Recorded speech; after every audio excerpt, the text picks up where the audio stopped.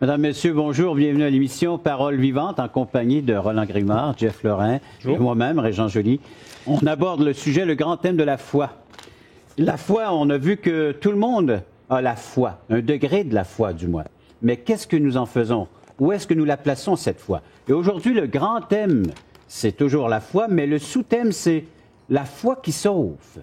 Qu'est-ce que la foi qui peut nous libérer, qui peut nous emmener à un salut et même à un salut éternel? C'est le thème que nous aborderons aujourd'hui à l'émission La Parole vivante.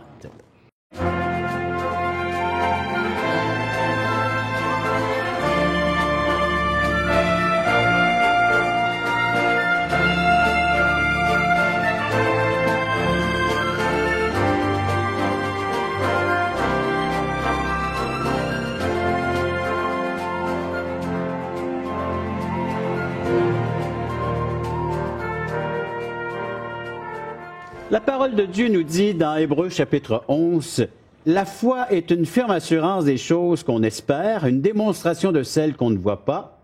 Pour l'avoir possédée, les anciens ont obtenu un témoignage favorable. » Et le verset 3, « C'est par la foi que nous reconnaissons que l'univers a été formé par la parole de Dieu, en sorte que ce qu'on voit n'a pas été fait de choses visibles. » La foi nous transporte, mes chers amis, dans un monde invisible.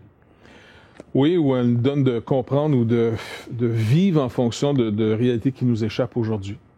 Parce que dans les émissions précédentes, entre autres celle de la foi que tu avais amenée, si j'ai plus confiance dans ce qui vient, alors je ne peux mettre ma confiance que dans ce que je vois maintenant. Exact, dans le présent. Dans le présent. Et donc, les gens veulent vivre tout maintenant. C'est ici et maintenant parce qu'il n'y a rien d'autre. Il n'y a rien d'autre. Il n'y a pas d'espérance.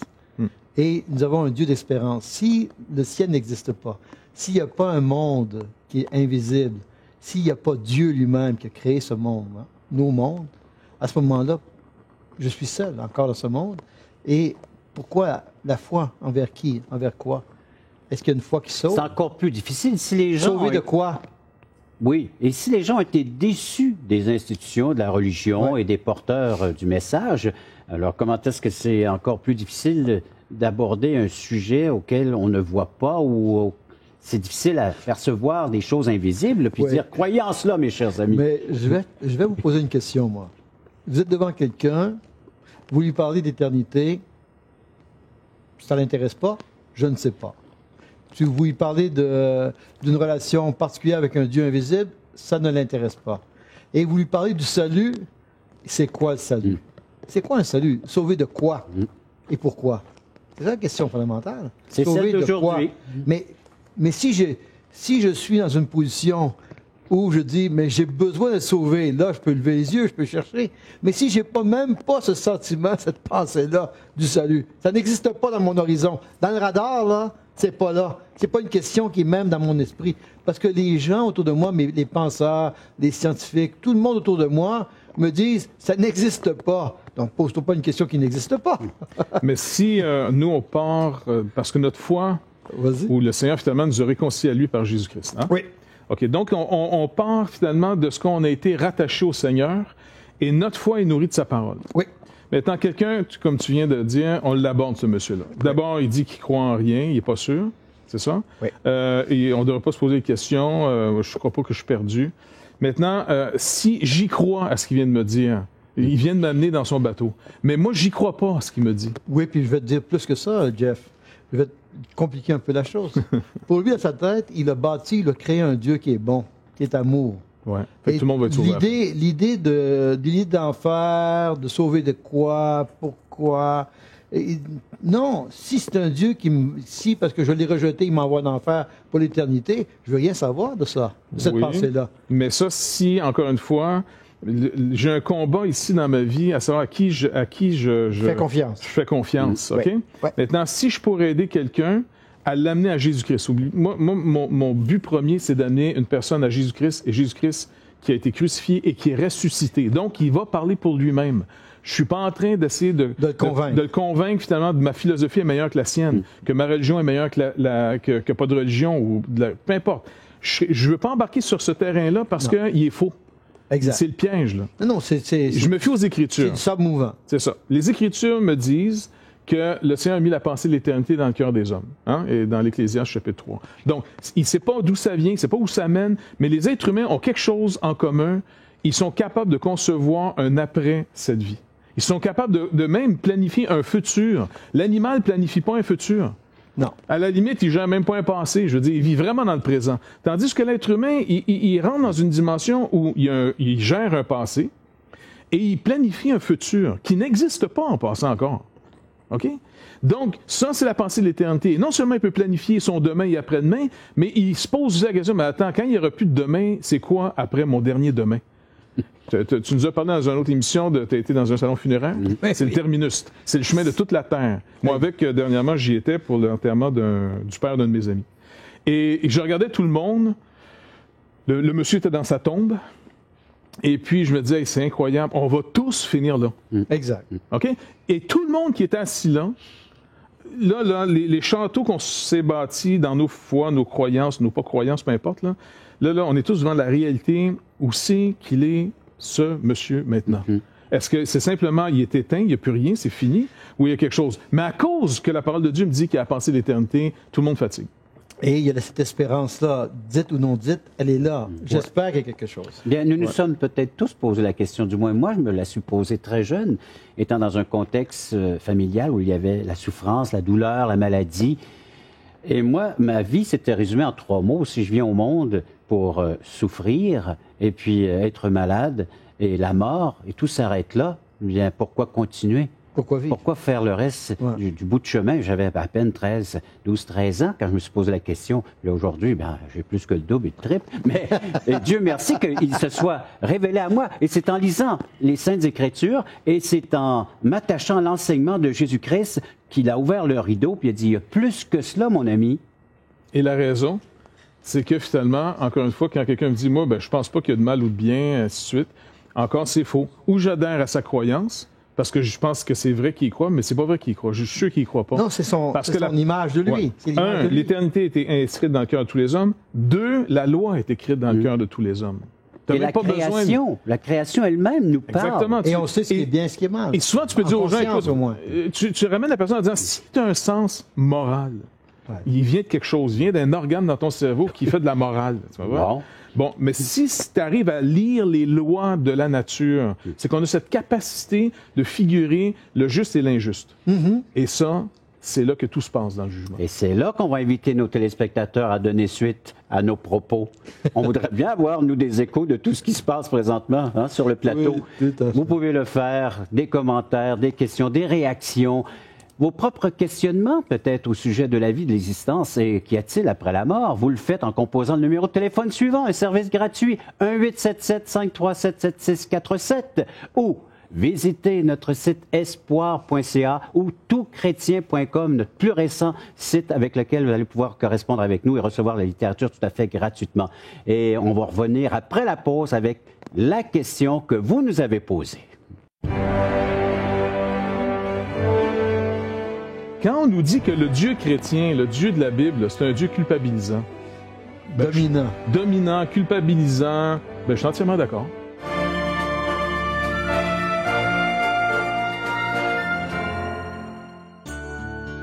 Vous êtes invité à assister à l'un de nos merveilleux déjeuners de l'espoir. Un déjeuner causerie gratuit partout au Québec. Vous pourrez y entendre le témoignage de vie transformée par l'amour de Dieu. Pour connaître et savoir où ont lieu ces déjeuners, appelez-nous maintenant en composant le 1-877-l'Espoir. 1-877-537-7647. Ces déjeuners sont offerts gratuitement. Bienvenue à tous!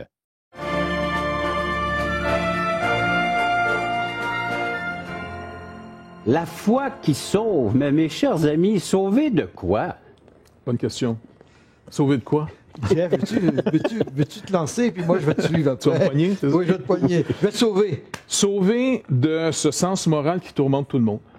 D'abord et avant tout, parce que c'est même pas une question de tout de suite arriver avec l'éternité, quoi qu'elle a dans le cœur de tous les hommes, on l'a dit. La parole, c'est comme si Dieu dit, regarde, je vais te montrer comment je vous ai fait, laisse-toi pas avoir par les paroles, attache-toi aux miennes, à mes paroles. Donc, Dieu nous rappelle qu'il a mis le sens de l'éternité. Les gens sont conscients qu'il peut y avoir quelque chose après la mort. Ils espèrent qu'il y a quelque chose après la mort. Mais deuxièmement, le problème avec le quelque chose après la mort, c'est que j'ai un sens moral ici et maintenant.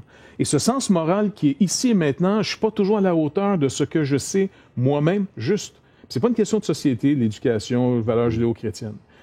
Le Dieu de la Bible, en passant, j'aimerais ça répondre à une question, pas une question, mais une affirmation qui est faite souvent. J'en profite pendant que j'ai des millions d'auditeurs qui vont m'écouter. Quand on nous dit que le Dieu chrétien, le Dieu de la Bible, c'est un Dieu culpabilisant. Dominant, culpabilisant, je suis entièrement d'accord. Et il ne peut pas y avoir plus culpabilisant que Dieu. Moi, je suis entièrement d'accord avec cette déclaration-là. Même quand j'entends les chrétiens dire non, il n'est pas si culpabilisant. Moi, je dis non, arrête. Il est très culpabilisant, Dieu. Il est terrifiant. Tu ne veux pas le rencontrer. Et c'est pour ça qu'il nous a tant aimés, qu'il nous a donné Jésus-Christ, à ce que Christ soit entre lui et nous, l'intermédiaire.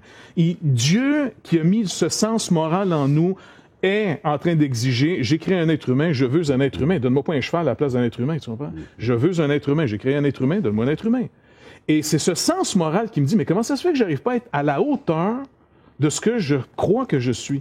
Et c'est là que Jésus-Christ devient une bonne nouvelle. Je dirais, puis je vais ajouter ce que tu viens de dire. Tu veux ajouter encore? Intéressant. Oui. Parce que je dis que Dieu, lui, est un Dieu plein d'amour et de bonté et terrifiant aussi. Parce qu'il est un bon Père. Il était créateur de toutes choses, juste et saint. On peut ajouter des qualificatifs de Dieu et en ajouter. Mais l'homme devant Dieu, comment il se tient? Et je dis, moi, que le salut est sauvé pour quoi et par qui? C'est par Jésus-Christ. Parce que le salut sans Jésus-Christ il est impossible. Si Jésus ne va pas à la croix pour nous et il ne ressuscite pas à cause de nous, à ce moment, il n'y a pas de sens. Le salut, en fin de compte, parce que nous étions en rupture, nous étions aussi... nous avions pas seulement en rupture, nous avions pris nos vies pour nous-mêmes, nous sommes laissés à nous-mêmes. Et Dieu dit non, je ne peux pas laisser l'homme à lui-même. Il faut que je vienne vers lui, il faut que je lui donne la preuve de mon amour dans son Fils. Et il va montrer sa justice jusqu'à la croix. Et c'est terrifiant, ce que tu dis. Et à la croix, mais il dit, vous qui regardez tout ça, prenez conscience de ce que je suis en train de faire. Je vous sauve d'une non-relation, je vous sauve d'un néant, je vous sauve de l'enfer. Croyez à ce que je suis en train de faire. Croyez, faites-moi confiance. Et c'est le cri du cœur de Dieu. Faites-moi confiance, ayez foi en moi, mettez votre foi en moi. Et l'homme peut dire, OK, je t'ai entendu, Dieu, je veux rien savoir. Je vais continuer mon chemin. Ça, c'est l'homme en Adam qui a eu la rupture, il continue ta rupture. Mais celui-là qui est devant sa vie et il se pose la bonne question, est-ce que Dieu est créateur? Est-ce que Dieu est sauveur en Jésus-Christ? Est-ce que Dieu nous réconcilie avec lui? Est-ce que Dieu est un Père? Est-ce que Dieu m'aime jusque dans l'éternité? Et si la réponse est oui, à ça, à ce moment-là, c'est la foi. C'est la foi qui parle. Exact, mais le fait d'appeler cet être Dieu, créateur, c'est une... Je dois répondre donc à mon comportement ou à ma façon de vivre. Oui. Et c'est la même chose. C'est des mots qui nous font frémir, ou c'est des mots qui nous dérangent, peut-être dans les Saintes Écritures, de savoir que Jésus est un maître, il est le Seigneur de l'existence de l'univers et de ma vie, donc, et de reconnaître qu'il est maître, c'est-à-dire moi, je deviens son disciple ou même un serviteur, une servante, et même dans les termes grecs, c'est je deviens un esclave de Jésus-Christ. Et aujourd'hui, on ne veut plus utiliser ces termes-là dans notre langage même évangélique. Non. Ça dérange même notre auditoire, à laquelle on est familier à s'adresser. Et pourtant, aujourd'hui, on veut enlever ça. On n'appelle plus à l'école les professeurs, les maîtres, les élèves, et alors que pourtant, c'est bien établi, c'est des gens qui sont là pour nous enseigner. Ça, c'est des modèles qui devraient être là tous les jours pour nous montrer comment vivre. Et peut-être que, justement, après, dans la prochaine section, parler comment on peut, nous, les croyants, être à nouveau des modèles. Parce que si les institutions ont déçu les gens, est-ce qu'on a une part aussi à jouer pour que les gens puissent porter un peu plus d'attention au message de l'Évangile? Et Jésus-Christ devient ce modèle à laquelle on devrait s'y attarder par excellence, un modèle de vie et aussi de la vie. Ce que vous êtes en train de dire, comment vivre en croyant, comment mettre notre foi... Bien, la plupart de nos téléspectateurs sont des croyants. C'est des gens qui croient en Dieu. Et par ricochet, peut-être quelques personnes qui, comme ça, par hasard, arrivent sur nos émissions de télé et ils écoutent ce qui se dit. Donc, vous êtes invités, vous, à répondre, à faire vos commentaires, à réagir. Et nous allons répondre, après cette pause, à la question d'un de nos téléspectateurs. Pour nous rejoindre, vous composez le 1-877 l'Espoir, 1-877-537-7647 ou toutchrétien.com. Et nous, il va nous sauver sans les œuvres. Encore une fois, on ne peut pas être sauvé par ce qu'on fait. On va être sauvé par ce que quelqu'un d'autre a fait, Jésus-Christ.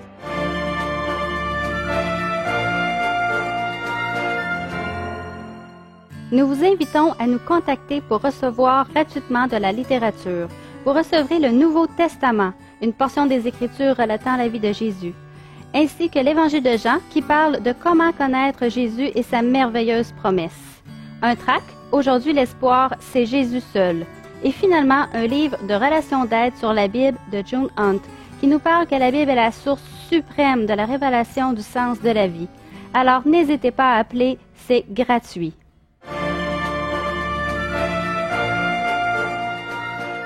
La foi qui sauve, on remarque dans les Saintes Écritures que c'est nous sauver, c'est d'être présentable devant Dieu d'une façon morale, spirituelle. Oui. On a perdu.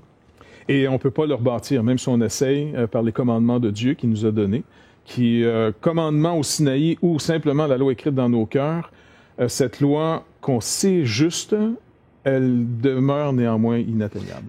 Et Dieu va dire que le salut est impossible à l'homme. C'est ça. Le salut est impossible à l'homme, mais tout est possible à Dieu.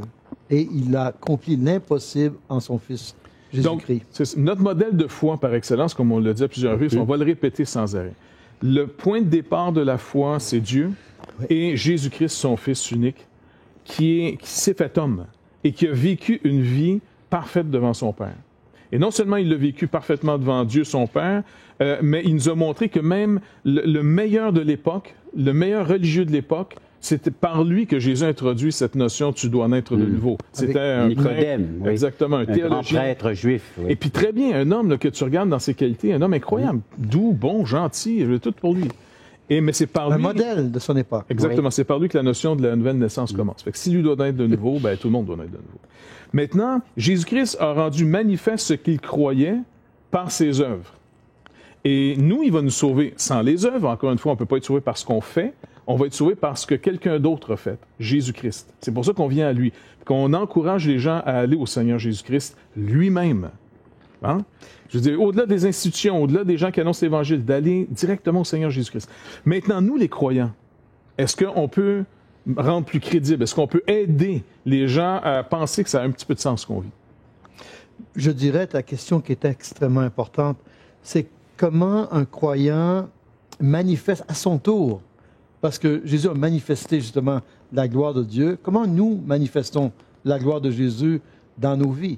Comment être en relation? Je crois que la base, quand Jésus dit, en fait comme ça c'est sorti d'Habakkuk et repris dans le Nouveau Testament, le juste vivra par la foi.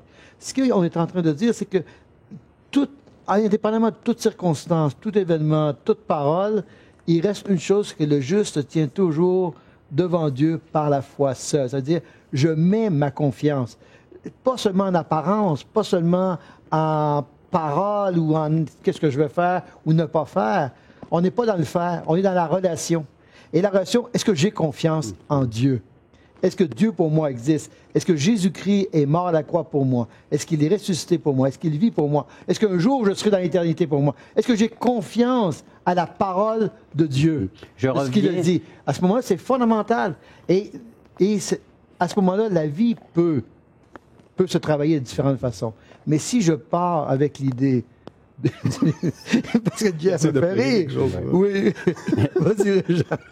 Laisse ton frère parler un peu. Juste la référence d'Habakkuk, le prophète. Habakkuk, oui. Il se retrouve dans une tempête, il comprend plus. Et il regarde son entourage, puis il dit, où est Dieu? Que fait Dieu? Puis il ne comprend plus Dieu. Et Dieu lui dit, mon juste vivra par la foi. Exact. Et c'est exactement le même contexte qu'on a aujourd'hui. Où est Dieu? Que fait-il? Il y a tant de suicides, de meurtres, de violences. Et puis on jette tout ça dans la face de notre Dieu, puis on dit, si t'es là, fais quelque chose. Et Dieu a dit, j'ai déjà fait quelque chose, et il a envoyé son Fils. Et ce contexte d'Habakkuk, dans lequel nous sommes encore aujourd'hui, la vérité est importante, c'est mon juste vivra par la foi.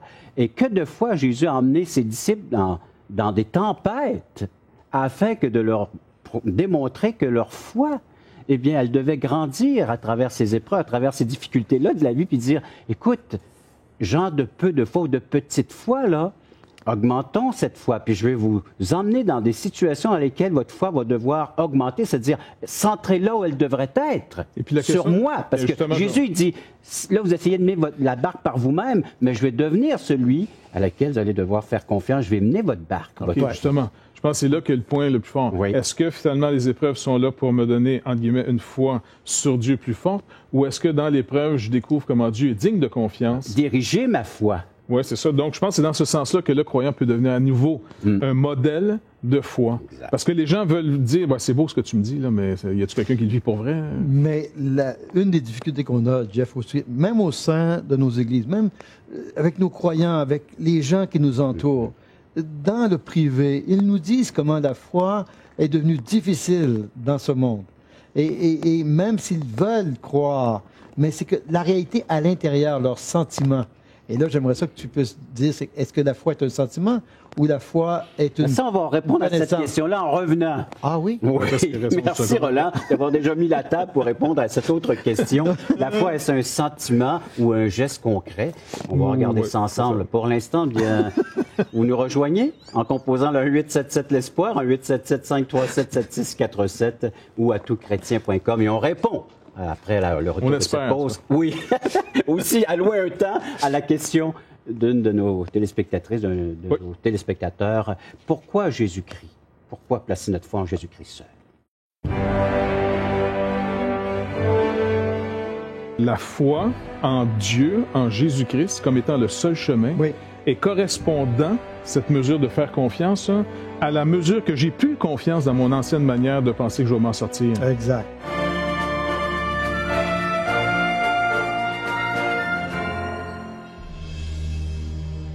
Et je pense que touchrétien.tv va être une ouverture, un outil qui va nous dépasser. Et tous les espoirs sont permis. Touchrétien.com est donc là pour rester et grandir. Ce grand portail constitue en lui-même une plateforme unique d'études et d'échanges entre les chrétiens du Canada francophone et de la francophonie tout entière. Touchrétien.com, un vecteur d'évangélisation unique au service de l'Église de Jésus-Christ. Pour les gens qui ont envie de vivre une relation avec Jésus-Christ, je crois que là, ils vont trouver quelque chose qui ressemble à leur temps et qui répond à des besoins de tous les membres de leur famille.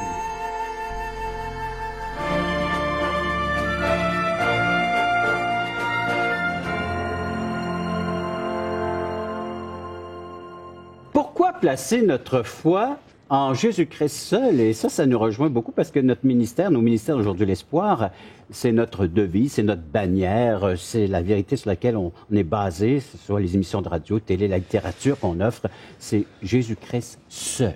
Ouais. La question, c'est pourquoi? L'idée, c'est que si nous croyons, on parle de foi, donc on place notre confiance en quelqu'un. Donc, un pas objet. juste un sentiment. C'est pas un sentiment. C'est parce que comment je sais que je peux faire confiance? Mais c'est en regardant la vie et les propos et ce qui a été fait et la portée. Un exemple. Lorsque Jésus dit « Je suis le chemin, la vérité et la vie, nul ne vient au Père que par moi ». C'est incroyable, ces paroles. Jésus est en train d'établir le lien entre le ciel, qui est l'invisible, et la terre, qui est le visible, et dit « Je suis le seul lien qui peut vous connecter entre le ciel et la terre, et c'est le seul lien qui peut vous emmener dans l'au-delà. » La question, est-ce que j'y crois? Si je crois en Jésus, je crois à sa parole. Si je ne crois pas en Jésus, je ne crois pas à cette parole. Mais le problème, je pense, où les gens vont dire « J'ai pas assez la foi, j'ai des doutes, ainsi de suite. » Hein, c'est ça? Oui. Mais moi, je pense que la foi en Dieu, en Jésus-Christ, comme étant le seul chemin, est correspondant, cette mesure de faire confiance, à la mesure que j'ai plus confiance dans mon ancienne manière de penser que je vais m'en sortir. Exact. Donc, pourquoi Jésus-Christ est venu? Pourquoi la loi? Pourquoi elle est écrite dans nos cœurs? Pourquoi Dieu est si menaçant? Pourquoi, finalement, il nous donne Jésus-Christ qui doit payer à notre place? Parce qu'on est déchu, on est malade, malade à mort. OK? Donc, moi, je pense que le travail n'a pas été assez bien fait pour prouver qu'il n'y a plus rien à espérer en dehors de Jésus-Christ. C'est une foi, en réalité, là, la foi en Dieu, c'est d'abord une foi de désespéré. Oui, alors, il faut faire un transfert. Même pas un transfert, c'est même plus qu'un transfert, c'est comme le gars qui dit « j'ai pas le choix ». Mais comment il sait qu'il n'y a pas le choix? Parce que tu l'as complètement fini dans ce qu'il croyait avant. Il doute pas encore assez ce qu'il croyait donné avant. son coup de mort. Non, parce on dit c'est la repentance et la foi. Ouais. C'est changer d'avis puis de croire autre chose. Ouais. Mais changer d'avis sur quoi? Il y a plein de gens qui pensent que, moi, je pense que je suis assez bon, on va m'en sortir. Assez bon, veux-tu qu'on joue à ça? On va jouer à ça, voir. Et là, tu l'amènes au bout en disant, tu vois, t'es pas capable. De son raisonnement. Pas juste de son raisonnement, de montrer clairement, regarde, tu n'espères plus. Les gens espèrent trop en eux-mêmes dans les systèmes, malgré qu'ils les critiquent. OK? Oui, les gens vont critiquer le gouvernement, mais aux prochaines élections, ils vont voter pour lui pareil. OK? Donc, si vraiment ils ne croyaient pas, ils s'organiseraient pour croire autre chose. Mais ils croient encore un peu trop. Donc, pourquoi les gens ne croient pas assez en Dieu? C'est qu'ils croient encore un peu trop à autre chose. Disons que le système les sert, c'est pour ça qu'ils continuent à y croire. Oui, c'est sûr. Okay. Mais c'est pour ça que... mais c'est un système qui coûte cher. Ouais. Mais c'est pour ça que les gens ont pas assez cru. Mais ils étaient perdus. Puis moi, je pense que dans l'Église, on n'a pas fait un assez bon travail en tant que messager. Quand Jésus a formé ses disciples pendant 3 ans, il les a-tu formés à devenir meilleurs ou il les a formés à comprendre une nouvelle réalité? Sans moi, vous pouvez rien faire, Jean 15. OK? Mais nous, dans nos églises, qu'est-ce qu'on fait? On commence avec Jésus en disant, c'est juste comme on efface un peu les fautes. Et puis, on va te donner la capacité de devenir meilleur, tu vas voir. Puis non, c'est pas ça du tout. C'est de dire aux gens, non, comprenez, Jésus a pris 3 ans pour enseigner ses disciples en disant, vous ne pouvez pas y arriver. Donc, il a disqualifié le pharisien, mais c'est sûr que le publicain puis la prostituée, quand eux autres y arrivaient, ils étaient bien contents, le travail était déjà fait. Ils savaient, eux autres, que ça passait plus, je veux dire, tu comprends? Et c'est pour ça que Jésus dit, eux, ils vont vous devancer dans le royaume. Est-ce qu'en tant que messager, on a été fidèle au maître qui nous a envoyés? Est-ce qu'on a vraiment prêché que dans l'homme, dans l'humanité, dans tout ce qu'elle peut faire, il n'y a plus d'espoir? C'est en Jésus-Christ seul. Et il en a fait la démonstration parce qu'il ne nous a pas enseigné une nouvelle manière d'en sortir. Il nous a annoncé la paix en Jésus-Christ. Dieu nous annonce qu'il a fait la paix avec nous. Il y a une dame, justement, qui avait atteint ses 80 ans. Elle pensait pouvoir se sauver en pratiquant sa religion. Et je lui ai donné cet exemple qu'on est tous, non pas plus assis sur le bord de la piscine, mais tous dans la piscine en train de nous noyer. Et je ne peux pas aider l'un, l'autre. On ne peut pas s'entraider. Il a fallu de l'aide de l'extérieur. Puis le sauveteur, c'est Jésus-Christ qui vient, qui plonge avec, qui nous retire un à un. Et voilà pourquoi nous devons croire en Jésus-Christ. Seul, c'est celui qui est venu de l'extérieur pour venir nous racheter, nous sauver. Pour nous rejoindre, vous composez le 1-877 l'Espoir, 1-877-537-7647. Visitez notre site espoir.ca ou toutchrétien.com. Merci d'avoir été donc participant à cette autre émission. Merci d'avoir été à l'écoute et rejoignez-nous par les services que nous offrons, d'avoir été à l'écoute de l'émission de la Parole vivante.